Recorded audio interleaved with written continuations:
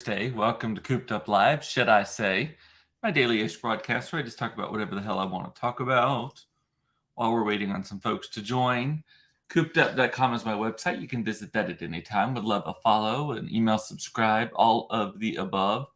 I'm Cooped Up is my handle in all the social places. Would love a follow, particularly if you're on the Instagrams and wherever you watch or listen to this. It is on Facebook Live, YouTube Live, and rebroadcast in audio format on all of the major podcasting platforms. Would love you if you would subscribe, click the notification button, whatever they call it, the bell, so that you don't miss a second of the fun. So I hope everyone is doing well. Also, be sure to comment away. Hey, Mama, how you doing today? Hope you're doing well. This has been, I have been saying this, I can't believe this is only Thursday afternoon. I feel like this week will not end. And it has not been a bad week. There's nothing in particular that I'm just like, make it end, like on from a, like show some mercy kind of thing. It has just been like, I feel like Monday was a month ago. I had an employee, her last day was Tuesday. So I saw her Tuesday afternoon. I feel like that was already like 2 weeks ago.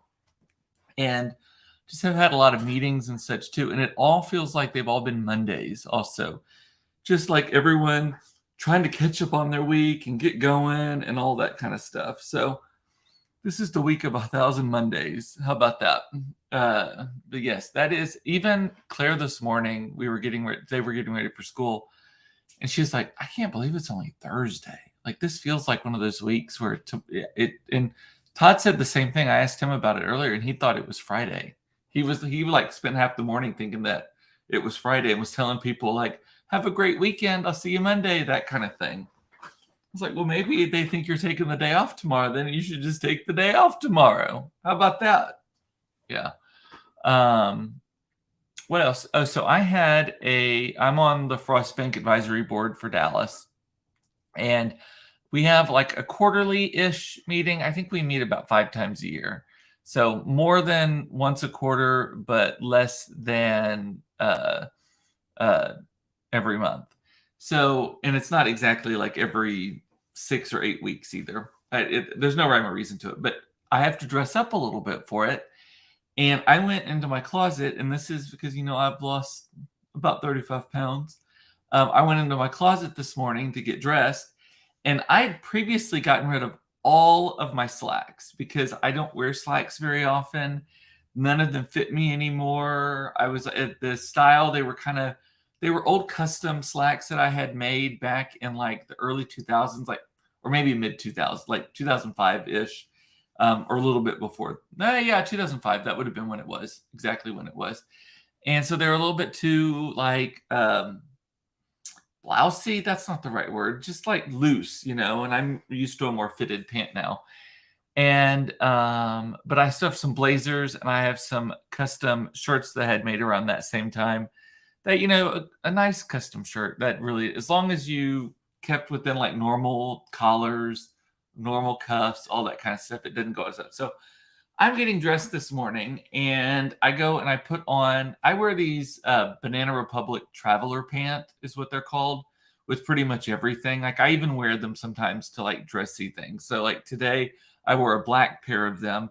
They are kind of like they're nicer than a khaki, but they're more structured than a khaki, but they're made out of like khaki material though. And so it's called a traveler pant. They're wonderful. And I wasn't able to fit into them for a while. I've lost way more weight around my waist than I actually thought I did, because I went to put them on and then I went to put a belt on just to finish the look, not because I needed a belt, but they were not falling off of me. Let's put it that way. But the belt, I was like, what the hell? I got the belt and I tightened it as tight as it would go. Or no, I tightened it to where I needed it to be. And I tried to put it and I'd run out of holes. Like that's how much smaller my waist is now. None of you're like, shut up, Cooper. But like is it the last hole or the first hole? That's the thing. It depends on how you look at it. It was the last hole from the end. It was the first hole from the beginning. but that one was still too big. But I had to use that one, and again, at this point, I'm just using it for the look. But I had to make sure it wasn't like moving around too much. I was very proud of myself about that today. Um, anyway, and again, you would think that with having as many days this week, I would be more prepared. I don't even have a card drawn. I have my list of some topics there. So please ask questions if you have any. Jerry Springer died today. Did y'all see that? I have very mixed emotions about Jerry Springer. I think that shows like his have led to the anti-intellectualism that we are currently experiencing in our country, where if that it's okay to be trashy, that it's okay to just be like gross and stuff. And again, I feel like this kind of falls under that don't shoot yourself to death thing, like don't be judgy about people. But at the same time, I feel like decorum, just general decorum, has like flown out the window in favor of just like, I don't know, trashy behavior. And I feel like shows like Jerry Springer have really contributed to that. So that in some way, and wasn't he like the mayor of Cincinnati or something before that? And like an actual like person, like a like reputable like leader or something? Maybe not. I don't know. But yes, my mom says she had not heard about Jerry Springer. But yeah, Jerry Springer died today. But mom, it's funny, the very first, after saying all of this about trash and all of that stuff, I'm kind of talking out of two sides of my mouth here. It was fun to watch when I would catch it occasionally. And my first thought was, oh, totally forgot that my little brother Houston was on Jerry Springer. So he and was that his girlfriend at the time? Not his current wife, or his only wife. He's only been married once. But what was it? What was her name? Was it Callie? Does that sound right to me? So my little brother is a retired professional wrestler. He now runs a wrestling studio and event production company that does these wrestling events all over like small town Texas. It's a big spectacle. They're tremendously fun. And he was dating a woman named Callie, who was also in professional wrestling. Really, really pretty, really smart, really driven. And I believe she ended up moving to Japan, and she was wrestling in Japan, and Houston did not go. But I think that this was during the time that they were together. Mom, correct me if I'm wrong in this, because my memory is a little foggy. But Callie and Houston were paid to be on the show, and it was all fake. It was all lies. It was all, not that professional wrestling is super real either. There's a big curtain that you can pull back on that. I know a lot more about it than I wish I did. But it is entertainment, by the way. It is not sport. But so Callie and Houston, yes, okay, so they were paid to do their part. I do remember that, and the story was completely made up. So in the story that he was on Jerry Springer, Houston had cheated on Callie. Is that what it was? Or vice versa? One of them had cheated on the other. And then I think Houston had cheated on Callie in the story, not in real life, to my knowledge. But in the story that Jerry Springer did, the made up story, I'm going to leave this on the screen so that you know that the story was made up if you're just joining right now. So my little brother was on Jerry Springer. He was being accused of cheating on his girlfriend, Callie. And I believe they were boyfriend and girlfriend on the show. And then as they do, they brought in the mistress, the girl that Callie was cheating on. And didn't they wrestle, like oil wrestle or mud wrestle or something? Like for some reason in my mind, I see that there was a complete lie he supposedly did for the story. But and they were paid to do it. But and I believe that you have to get paid to be on those shows anyway, but just even if it's a true story because of like copyright or whatever. Like when we were in the JCPenney ad, we were paid to be in that ad, but it's just like a minimal sum. But but did they wrestle or something? I think that for some reason in my brain, I have burned in my head that Houston and I haven't seen all that many Jerry Springer episodes, but they were on that stage with like the brick wall behind it, kind of elevated, and they were getting into it. And then the girlfriend comes out, and then there was a blow up pool in front of them. Like there was like on the stage somewhere, either right in front of them or kind of down in front between the audience. There was a kiddie pool, you would get like at Walmart and have to like inflate the bands of the pool, right? Like an inflatable pool.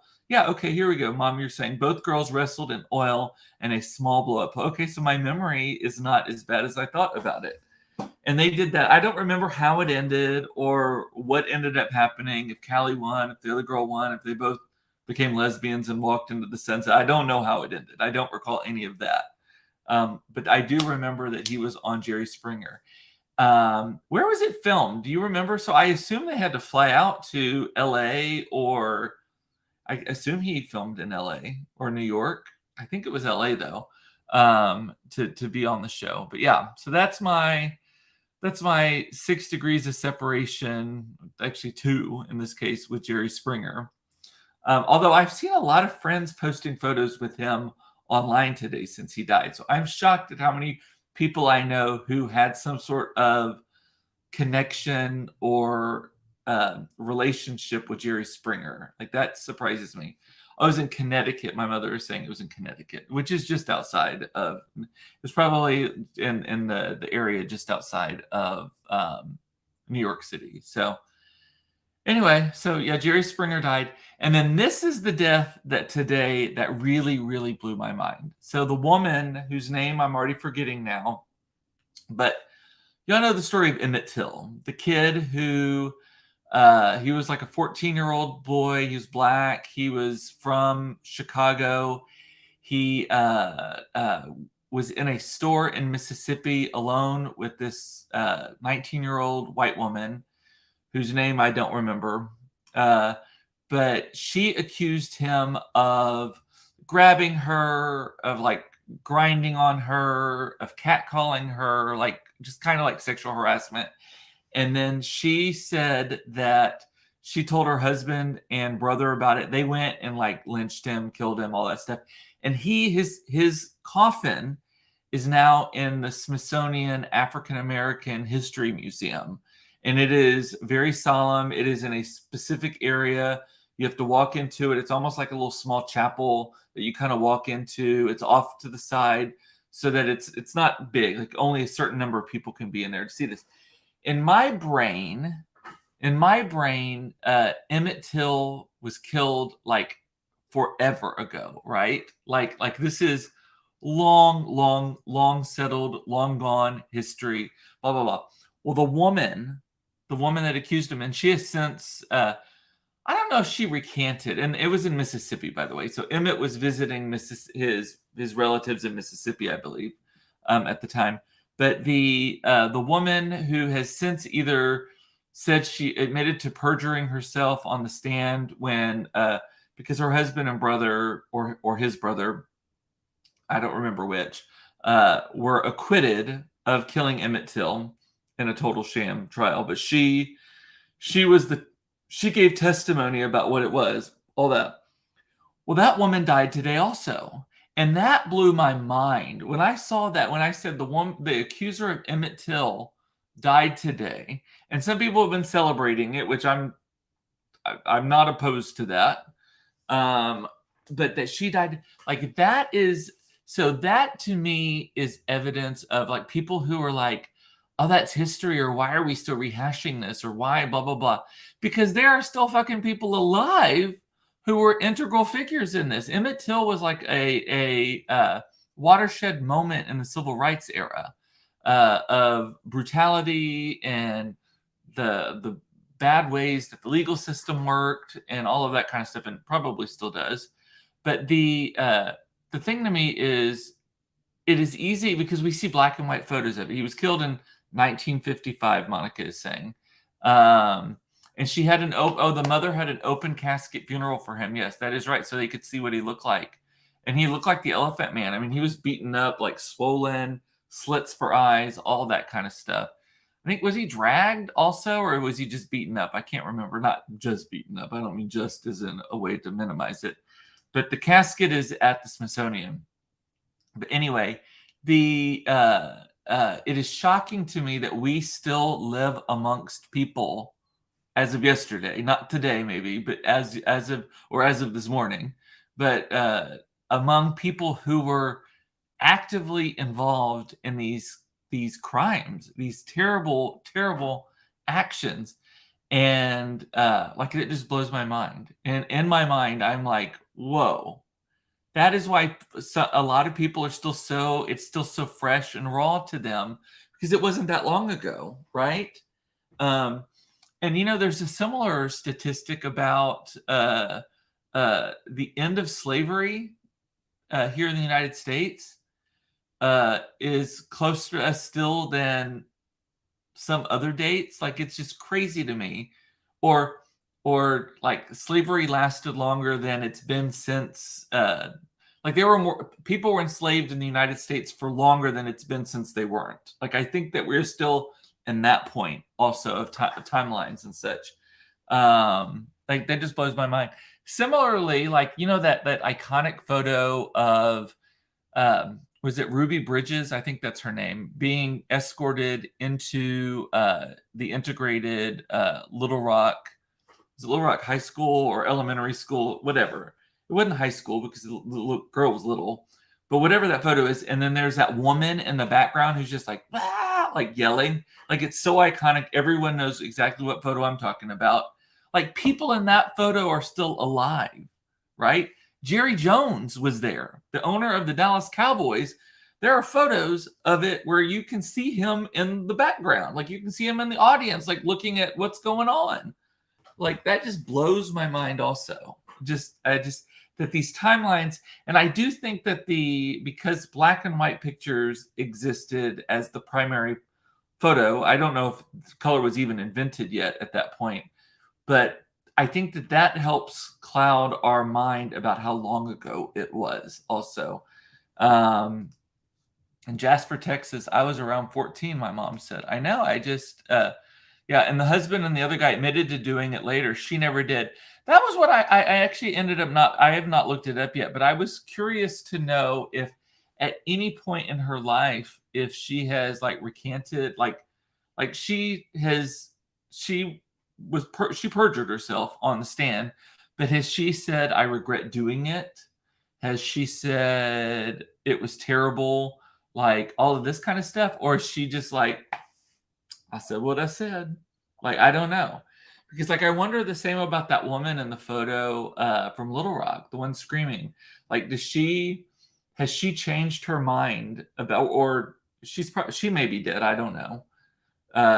But if she is still alive or recently deceased, at any point did she change her story about like what that moment was, or her mind? Like, has she evolved in her thinking about segregation and those types of things? Like, that's the kind of stuff.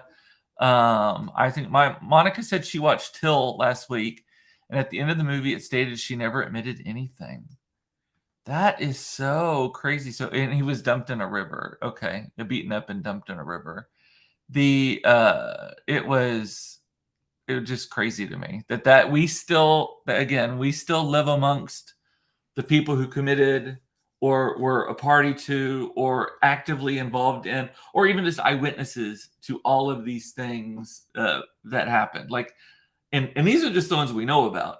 This is why I think that the dialogue, I think camera phones, like iPhones and other camera phones, this is why I think that it seems like if people are like, shut up, let's stop talking about it. Like, but I think these things have been going on all along. I mean, I know they've been going on all along, and we're just now seeing it, and our eyes are open to it, and it's really, really hard for us to compute. But I think that like these cameras are like a wonderful tool / weapon in kind of uncovering all of this, and maybe getting through. Sometimes the only way to get to the other side of something is to go through it. And unfortunately, there's no shortcut sometimes. But yeah, anyway, that just blows my mind though still. I've said that 30 times, I know. By the way, Total Change said, "Do you like this pullover?" I very rarely wear it, and then when I do, I'm like, "God, I love that pullover." I have it in a t-shirt version too. This is the hoodie version, and I have it in like light blue as well. completely like frivolous question immediately following conversation about Emmett Till. So, also in the frivolous category, I saw, Bed Bath and Beyond is in bankruptcy. Bed Bath and Beyond in bankruptcy. And their big blue coupons, we all got them 20% off one item. I never kept them because, like obviously everybody else, I did not go to that store. I always thought it would be around, but it never popped into my head when it was time to get something. And I certainly would never, I don't keep track of like those coupons at all. But anyway, so I saw today though that there are other stores that have said like through, I think it's through the end of May. If you still have, because the Bed Bath and Beyond is not accepting them starting today. Yesterday was the last day you could use them because today is when all the bankruptcy stuff start. The clearance, the liquidation is starting today, and they will have a going out of business sale for the next 3 years. Monica is saying, "Are you being facetious or is that true?" I don't know how long it takes to do that. But I was reading this morning, like they've started discounting stuff. They started liquidating it today. Like I'm wondering, is it like 10% off? It's got to be at least 20% off. If you can get a coupon to get 20% off, it's got to be at least 20% off in the first place. But they're not accepting the coupons anymore. However, other stores are starting to step in and say, hey, if you have that, some are going so far as to say, if you have that coupon, we will honor it. And some are just saying, don't forget that we honor competitors' coupons. And two stores specifically that I was reading about are Big Lots is saying if you have the Big Blue card, that if you spend $50 or more, you get 20% off of your purchase, your whole purchase. And it's in-store only, it's not online. But you get 20% off your purchase if you spend $50 or more. So I thought that was interesting. And they're one of the ones that they're specifically calling out that coupon. And then Container Store, which I guess I never really considered the Container Store to be a competitor to Bath and Body Works or Bed Bath and Beyond. But I guess they are because just the stuff they carried was how to organize, how to think. Bed Bath and Beyond had more stuff. Obviously, they had sheets and they had ironing boards and pots and pans and stuff like that. But they also had a lot of organization stuff. So yeah, but Bed Bath and Beyond, no, bleh. Container Store has said that they are honoring competitors' coupons. They didn't specifically call it out. They may have since, but the thing I saw, they had not called it out. But they said up to 20% off or of 20% off of one item, which is exactly what that offer was. So I think that is just fascinating to me.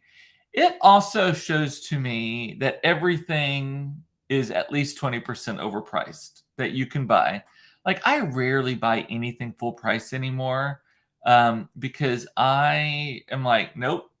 Like Bath and Body Works is one of those places where I'm like, nope, not gonna buy full price there unless it is like dire straits.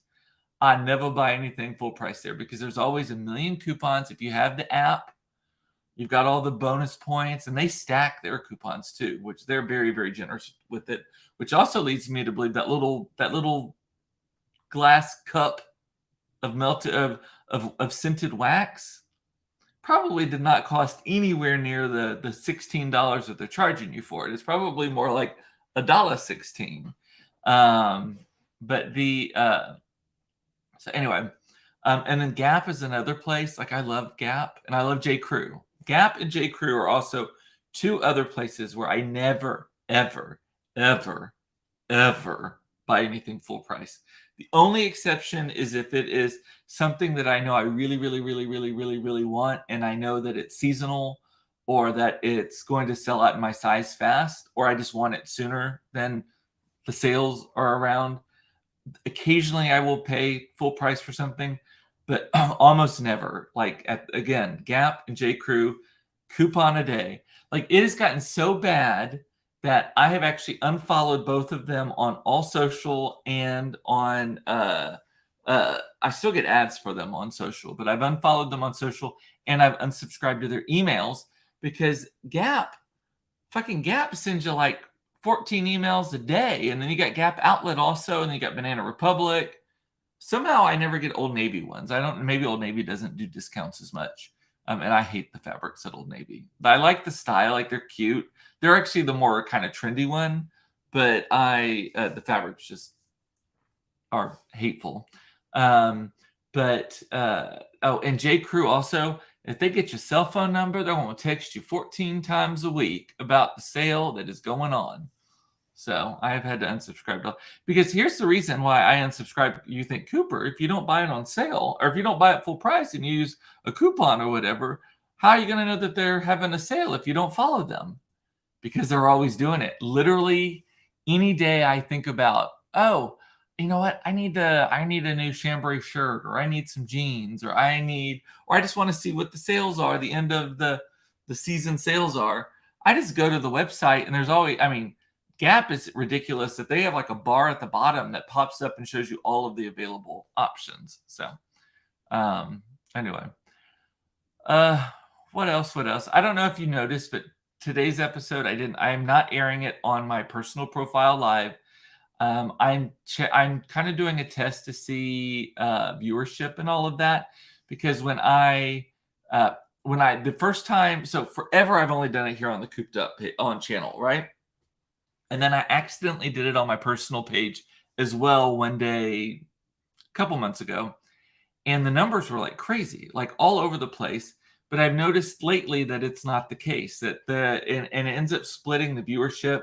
And so then it looks like it's only, and I'm not in it for the ratings, but there's a little ego involved.